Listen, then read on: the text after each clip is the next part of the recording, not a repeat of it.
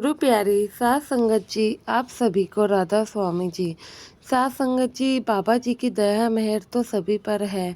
बस फ़र्क इतना है कि कुछ लोग बाबा जी की दया मेहर को पहचान लेते हैं और कुछ जानकर भी अनजान बन जाते हैं। लेकिन अगर हम बाबा जी के हुक्म में चले और उस मालिक की रज़ा में हमेशा ही राज़ी रहें, फिर हमें किस बात के कष्ट आ सकते हैं। साथ संगत जी, यह घटना भी एक ऐसे ही लड़के की जो कि विकलांग था और चल नहीं सकता था। साथ संगत जी, उससे पहले विनती करती हूँ कि वीडियो के अंत तक जरूर बने रहे और संगत के अपने इस चैनल से जरूर जुड़े जी। साथ संगत जी, एक गरीब परिवार था जो कि डेरे के पास में ही रहता था। यह झुग्गी झोपड़ियों में रहते थे और इस परिवार में कोई और नहीं बल्कि यह लड़का और इसकी माँ ही थी। यह लड़का जन्म से ही चलने में सक्षम नहीं था, जिसकी शिकायत ये अक्सर ही बार बार अपनी माता जी से किया करता था। कहा करता था कि माता जी, मैं तो चल नहीं पाता हूँ और हमारे घर की हालत भी ऐसे है। अगर मैं ठीक नहीं हुआ तो फिर कैसे मैं अपने घर के हालातों को सुधार पाऊँगा। उसकी माताजी हमेशा ही इस बच्चे को समझा देती थी कि बेटा, जो मालिक को मंजूर होता है होता तो वही है। यह सब कर्मों का खेल है, हमारे हाथों में ऐसा कुछ भी नहीं है। लेकिन यह लड़का अक्सर ही बाबा जी से गुस्सा रहा करता था और अपनी माँ की बातों को भी अनसुना कर दिया करता था, क्योंकि इसको हमेशा ही बुरा लगता था। ये बाकी बच्चों की तरह ना ही सही से चल पाता था और ना ही उनके साथ खेल पाता था। बाबा जी के बारे में तो इस लड़के ने अपनी माँ के अलावा और भी कई लोगों से सुना था।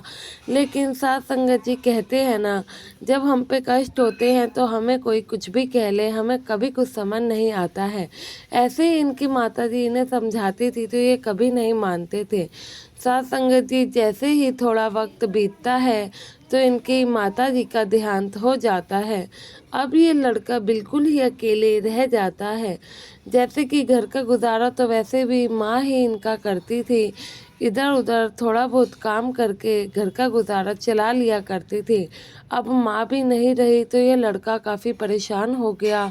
यह यही सोचने लगा, अब मैं क्या करूँगा, कहाँ रहूँगा, मेरा खर्चा कौन उठाएगा, क्योंकि मैं चलने में तो सक्षम ही नहीं हूँ जो मैं काम करके अपना 2 टाइम की रोटी भी कमा लूँ। तो फिर लोग इसे अक्सर ही कहा करते थे, बेटा तुम जाओ, डेरे में रह सकते हो, डेरे में अपना इलाज करा सकते हो। लेकिन ये कभी भी किसी की बात नहीं मानता था और बाबा जी से नाराज़गी ही जताता था। साथ संगत जी, ऐसे ही करते करते थोड़े दिन बीत जाते हैं। लेकिन थोड़े दिन तक तो इस लड़के का गुजारा हो जाता है। लेकिन अब धीरे धीरे घर का राशन पानी और हाथ में जो थोड़े बहुत पैसे थे वह भी ख़त्म होने को आ गए थे। आस पड़ोस वाले भी, साथ संगत जी, हम लोग जानते हैं कि कभी तक ही मदद करते हैं, वक्त आने पर सब चले ही जाते हैं, कोई ज़्यादा दिन किसी की मदद नहीं करता है। ऐसे ही अब ये बेचारा बच्चा अकेला रह गया था, खाने को एक भी दाना नहीं बचा था। सब इसको समझाते थे कि डेरे जा, वहाँ रह ले। तो ये एक दिन डेरे के स्टेशन पर आ ही गया और सत्संग में भी आ ही जाता है।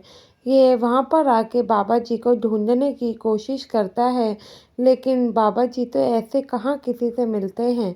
बाबा जी के नहीं मिलने पर यह लंगर घर जाता है, वहाँ से लंगर करता है, फिर बाहर आकर एक साइड में बैठ जाता है। अब ये डेरे में नया था तो इसको डेरे के जगह के बारे में और वहाँ के बारे में बिल्कुल भी नहीं पता था। ये तो यही सोच के आया था कि वहाँ जाएगा, बाबा जी से मिलेगा और फिर घर वापस आ जाएगा। तो घर जाने तक इसको शाम हो जाती है। तो यह सोचता है कि चलो शाम तो हो ही गई है, अब मैं क्यों ना थोड़ी देर विश्राम करने पर ही घर जाऊं। घर पे भला मेरा कौन ही इंतज़ार कर रहा है। ऐसे माइंड थॉट इसके दिमाग में आ जाते हैं। तो ये एक साइड में बैठता है तो इसकी आँख लग जाती है। तो साथ संगत जी, रात के कम से कम 8 या 9 बज रहे थे। सेवादार भाई इनके पास आते हैं और पूछते हैं कि भाई तुम ठीक हो ना, तुम्हारी तबीयत ठीक है ना। तो ये कहता है कि हाँ, मेरी तबीयत ठीक है, मैं तो आराम करने बैठा था लेकिन पता ही नहीं चला कब जाकर इतना समय हो गया, अब मैं घर कैसे जाऊंगा, मैं तो सही से चल भी नहीं सकता हूँ। तो सेवादार उसकी हालत देखते हैं और कहते हैं कोई बात नहीं बेटा, तुम आओ यहाँ रह लो। उन्हें जो सेवादार थे उस बच्चे को एक शेड में जगह दे देते हैं और उसके रहने का बंदोबस्त कर देते हैं, कहकर जाते हैं कि बेटा तुम यहाँ पे आराम से रह सकते हो। तो साथ संगत जी जब जगह मिलती है तो वह लड़का वहाँ पे आराम से सो जाता है। तो हम सभी लोग जानते हैं कि सुबह अमृत वेले में बाबा जी डेरे में चक्कर लगाते हैं। तो डेरे में बाबा जी चक्कर लगा रहे होते हैं और वहीं पर सेवादारों के पास दर्शन देने के लिए भी आए होते हैं। इतने में इस लड़के की आँख खुल जाती है और यह बाबा जी को देख लेता है। बाबा जी को जब तक यह देखता है तो बाबा जी वहाँ से जा ही रहे होते हैं। लेकिन जैसे कि मैंने बताया लड़का विकलांग था, तो यह बाबा जी से मिलने की काफ़ी इच्छा रखता था, लेकिन इतना सक्षम नहीं था कि चलकर तेज़ी से बाबा जी के पास जा सके।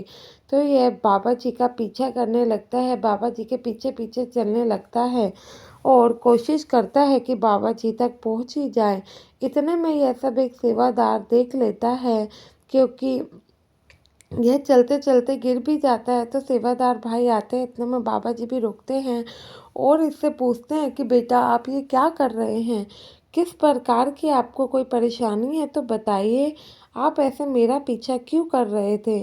तो वह बाबा जी के आगे हाथ जोड़ता है और रोने लगता है, सारी घटना के बारे में बताता है। कहता है कि अब आप ही हो जो मुझे ठीक कर सकते हो, मैंने काफ़ी लोगों से आपके बारे में सुना है। तो बाबा जी कहते हैं कि बेटा मैं कुछ नहीं कर सकता, जो करना है उस मालिक ने करना है, बस तुम उस पर भरोसा रखो। बाबा जी कहते हैं कि तुम्हें रहने की दिक्कत है, खाने की दिक्कत है, तो हम डेरे में तुम्हारा इंतज़ाम करा देते हैं, डेरे में तुम रह सकते हो, डेरे में ही तुम थोड़ी सेवा कर लिया करना, मालिक अपने आप तुम पे कृपा जरूर करेगा। तो साथ संगत जी वह लड़का वहीं रहने लगता है और डेली जो उसके बस में होता वह सेवा भी करने लगता है। धीरे धीरे बाबा जी के कहने पर वह थोड़ा अपने पैरों पर खड़े होने की कोशिश भी करता है। ऐसे ही एक दिन की बात है, वह अपने पैरों पर खड़े होने की कोशिश कर रहा था, लेकिन खड़े होते होते बार बार गिर जाता है। यह सब एक सेवादार काफ़ी देर से नोटिस कर रहे थे कि आधे से 1 घंटे से यह लड़का खड़े होने की कोशिश कर रहा है और फिर गिर जाता है, आखिर ये करना क्या चाहता है। इतने में एक सेवादार उसके पास आते हैं और कहते हैं कि बेटा आप ये क्या कर रहे हैं। वह कहता है कुछ नहीं अंकल जी, मैं तो बस ऐसे ही प्रैक्टिस कर रहा था। इतने में वो सेवादार उस बच्चे को कहते हैं कि बेटा तुम्हें फटाफट चलना होगा, तुम्हें बाबा जी ने अपनी कोठी पे बुलाया है। यह सुनकर वह लड़का अपने आगे पीछे कुछ नहीं देखता है, तुरंत भागता हुआ कोठी में पहुंच जाता है। जब वह भागता भागता कोठी में पहुंचता है तो उसे इस चीज़ का एहसास ही नहीं होता है कि वह अपने पैरों से भागकर आया है, अब वह बिल्कुल ठीक है। साथ संगत जी जब वह बाबा जी के पास पहुंचता है तो बाबा जी भी उसे देख के काफ़ी खुश होते हैं। कहते हैं बेटा वाह, तुम अपने पैरों पर खड़े हो गए और तुम भागकर आए हो, इसका मतलब तुम्हारी जो दिक्कत थी वह ख़त्म हो चुकी है। ये वह लड़के को अपने आप पर बिल्कुल भी यकीन ही नहीं होता है और वह देखता है कि वह सचमुच अपने पैरों पर खड़ा है। यह देखकर वह बाबा जी के पैरों में गिरता है, रोने लगता है।